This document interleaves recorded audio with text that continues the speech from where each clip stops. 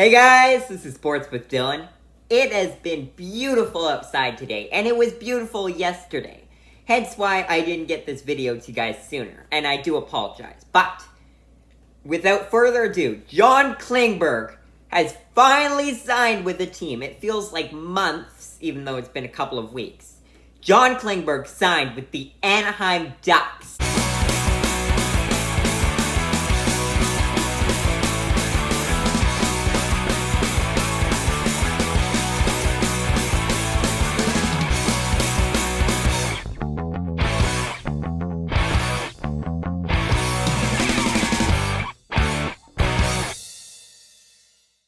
It was funny how they kind of just threw this news at us, because up until John Klingberg signed with the Ducks, it sounded like he was going to sign with the Ottawa Senators. Ottawa made tons of sense, because they are now somehow a playoff contending team, but they still are weak on defense, with Thomas Chabot being their only mediocre defensive player. But John Klingberg and Thomas Chabot would be a very fun duo to watch, and that team would easily make the playoffs. For some reason, it blows my mind that the Senators might make the playoffs. Not my point, though. My point is that John Klingberg has signed with the Ducks instead.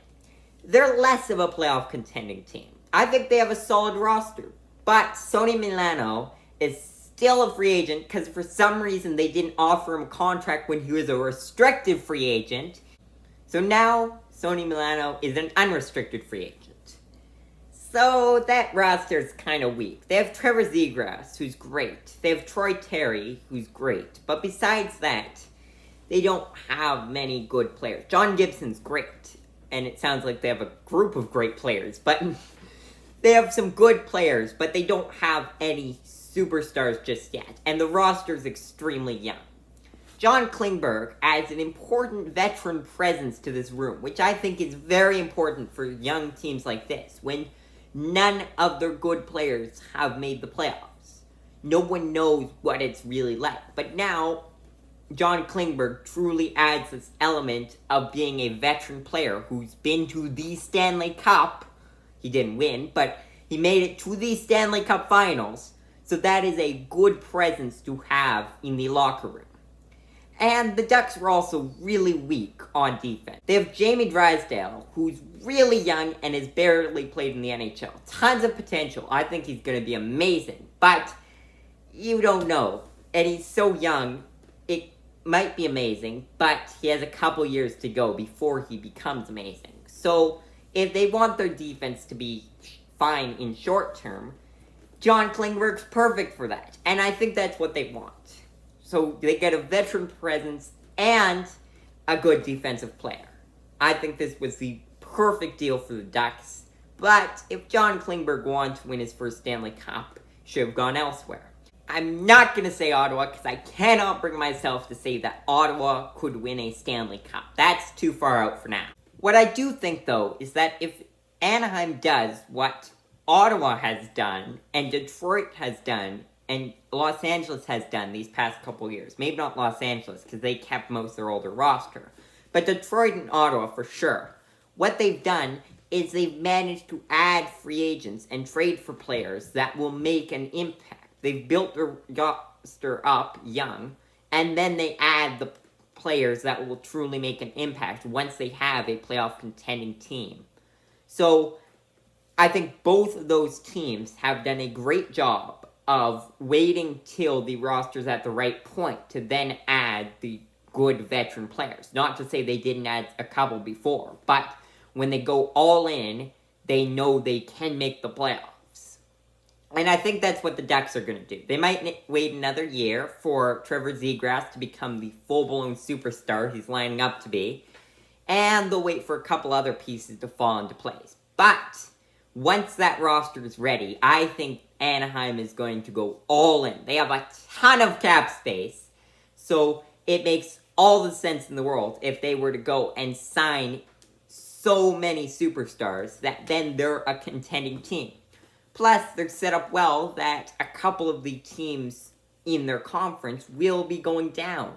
The St. Louis Blues are getting up there in age. The Golden Knights getting up there in age. The Nashville Predators getting up there in age. All three of those teams could be dropping out of the playoffs by the time that Anaheim is willing to make the playoffs. Even the Los Angeles Kings, they've got a couple young players, but their roster still relies on their older players. Jonathan Quick, Anze Kopitar, those kinds of guys. So I think Anaheim could be surpassing Los Angeles 2 years' time, because Anaheim has gone full-blown rebuild, while Los Angeles tried to hold on to as many of their old players as possible, just get rid of a couple, and then try and grab a couple new young players. So, we'll have to see, but I think 2 years' time, Anaheim will be a playoff team. I was just thinking about how crazy it is that in 2 years' time, Ottawa, Detroit, New Jersey, and Anaheim could all be playoff teams. Now, 3 of those teams are in one conference, Anaheim's in the other. But even still, that is just blowing my mind right now, how all those long-struggling teams could all be in the playoffs again. Now, obviously, New Jersey, Detroit, and Anaheim have had plenty of success recently. All 3 of them got to the point where they're just too old and took a step back and then just decided to trade away all their players. Full-blown rebuild. Ottawa never did that the same way. Yes, they made the Stanley Cup, but they were never an amazing team. They did get rid of some of their older players, but when they were younger, like Mark Stone and Erik Karlsson. So, Ottawa's never been a team that won a Stanley Cup and then dropped down because their players were aging. They just kind of dropped down. But, even still, Ottawa could actually be a Stanley Cup contender in the next 5 years. That is absolutely shocking for me to say right now. I can't believe it. Now that John Klingberg has been signed, it leaves only one really good NHL free agent left on the market. That would be Nazem Kadri. I can't believe he is still a free agent. I thought he'd be done after the first day of free agency, because he played amazing this past NHL season, and in the playoffs as well. And he won his Stanley Cup. Anytime a player wins a Stanley Cup, or a Super Bowl, or whichever championship the league has, their value immediately skyrockets, even if they didn't contribute a ton. As long as they contributed a bit, their value skyrockets, even if it's because Nazem Kadri was on a team with Nathan MacKinnon, Cale Makar, and Gabriel Landeskog. His value still skyrocketed through the roof. So, I think Nazem Kadri could easily find a team. It's tough to say why he is still a free agent. There's normally a reason. Likely, he's asking too much money. That's the biggest reason. The other thing is that he's possibly injured from maybe when Evander Kane hit him. He still hasn't fully recovered. In which case, teams don't want to quite take a chance.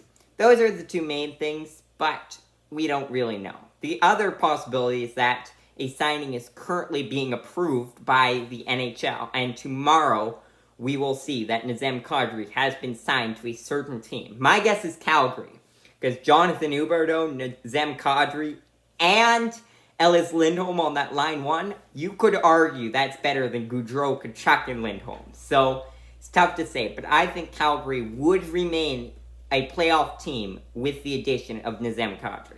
But I guess we'll see where Nazem Kadri lands soon. But for now, thanks for watching.